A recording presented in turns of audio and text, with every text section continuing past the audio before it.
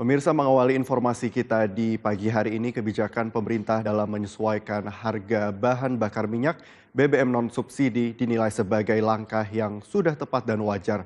Pengamat kebijakan publik Abdul Fattah menyatakan bahwa kebijakan ini perlu dilakukan agar harga BBM mengikuti mekanisme pasar dan tidak membebani APBN dengan subsidi yang tidak semestinya.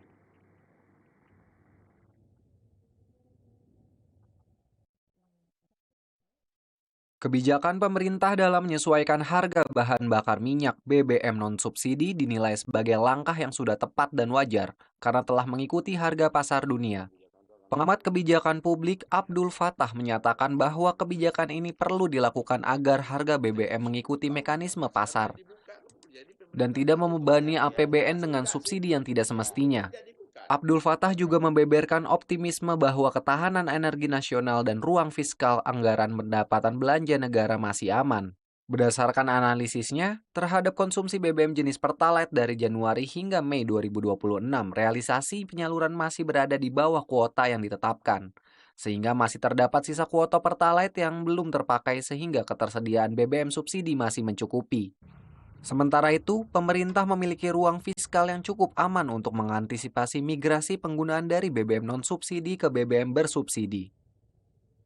Saya yakin kalau lihat situasi sekarang ya, upaya-upaya dari pemerintah terkait dengan stok BBM non-subsidi, saya rasa aman ya, menurut saya. Saya masih meyakini aman.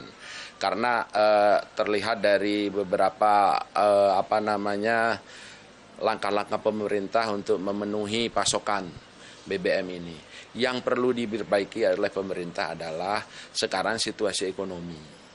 Situasi ekonomi ini agar secara psikologis masyarakat ini masih nyaman. Ternyata mengalami beberapa problem di masalah distribusi di beberapa SPBU.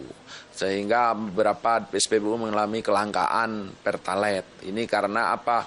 Karena terjadinya peralihan pengguna Pertamax ke Pertalite. Dan itu setelah saya analisa lagi, ternyata itu di SPBU tertentu yang memang dekat dengan komplek-komplek masyarakat yang ekonominya menengah ke atas. Selain BBM, ia juga mengingatkan pemerintah untuk memantau dengan cermat komoditas krusial lainnya, seperti pemberian subsidi dalam bahan pokok, kenaikan listrik dan gas LPG agar pasokan tetap terjaga, serta terus mendorong perekonomian dan menumbuhkan kepercayaan masyarakat. Laporan Tim Liputan, Garuda TV.